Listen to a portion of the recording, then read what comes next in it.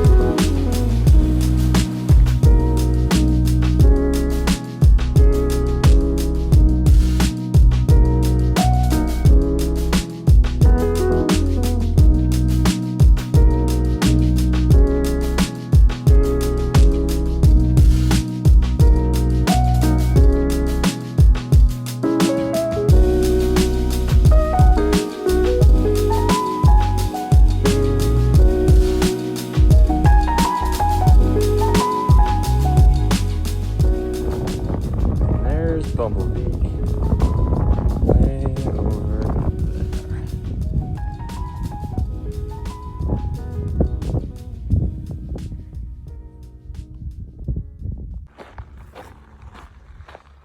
So right now we are walking through a burn scar from a 1995 fire, which was pretty big. It's super exposed. And with the rainstorm we got last night, it's sort of humid. But the wildflowers around here are spectacular. All these daisies. And it's just kind of an interesting terrain.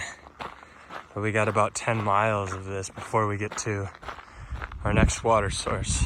So we're carrying quite a bit of water. But even though I don't exactly like big fire burn areas, it's pretty cool, different terrain, and I'm sure to some point the environment needs some burning and replacement at a normal level every so often. So it's the next probably 8 miles or so of my life here.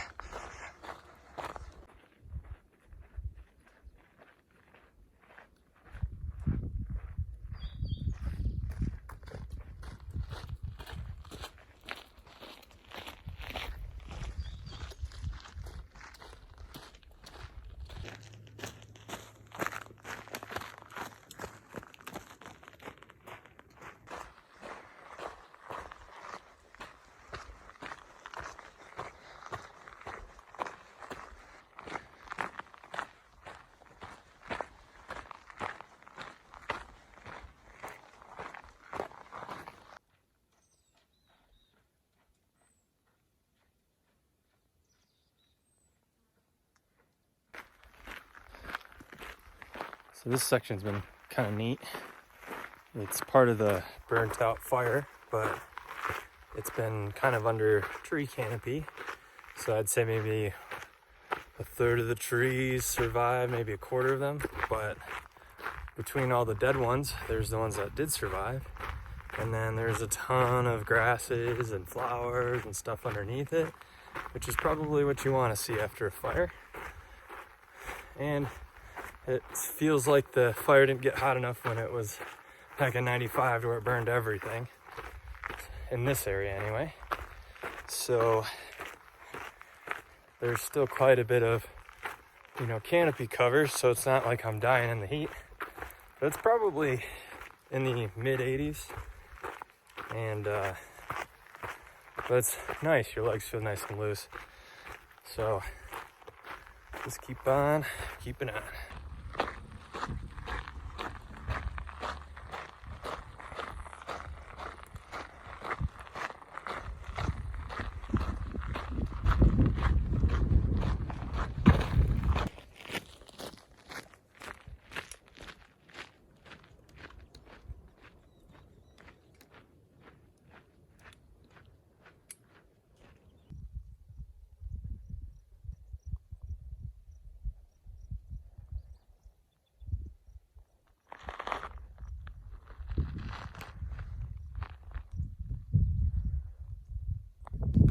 Let's see if we can find Bielka.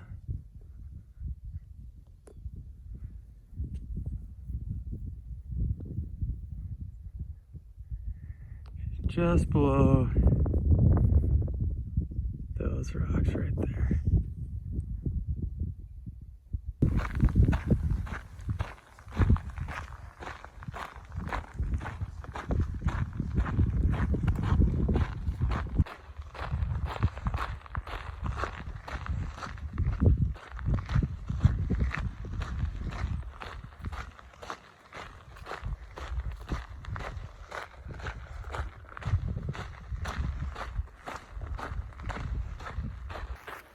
Alright, so it's been a while since I last did a video, so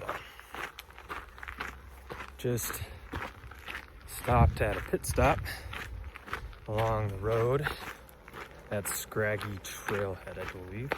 There's a restroom there, and that is like one of the best things ever when you're out here. You don't have to dig a hole. So we're a little over, I think, 15 miles for the day. We're gonna at least get to the next water source and then make a decision on what to do next. Does look like there's a storm rolling in, and there might be a storm every night, but we'll just kind of see what we do from there.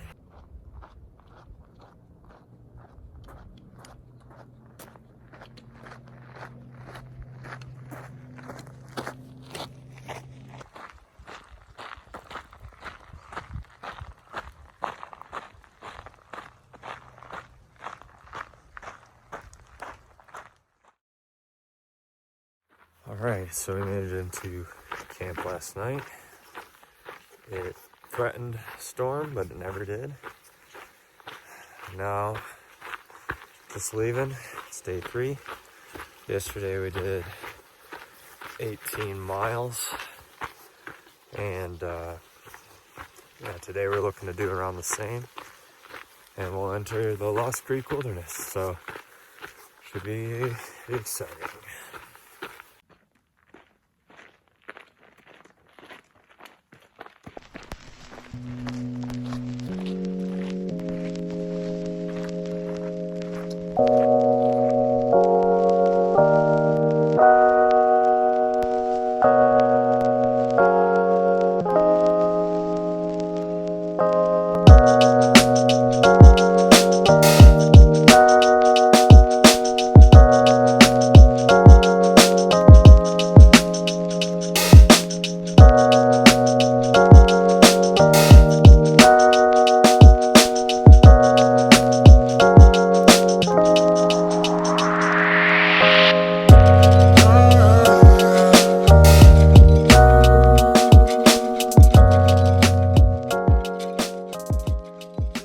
Going along this uphill for quite a while, at least 3 or 4 miles, and just kind of been going through these tight trees So it'd be awesome mountain biking trail, but a little less than 2 miles to a parking area and then the Lost Creek Wilderness. So I'll wait up for Bielka when I'm there.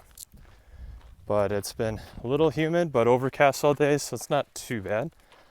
And I think the higher we go, the cooler and less humid it'll be. But there's definitely been rain showers seemingly every night, and I think there'll be a lot more, so see how that goes.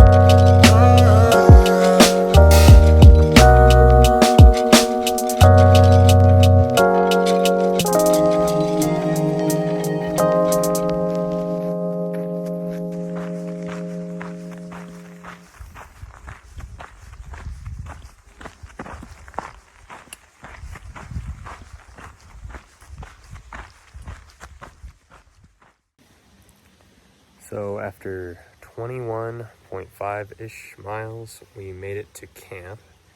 We're right near a meadow, kind of camped down here.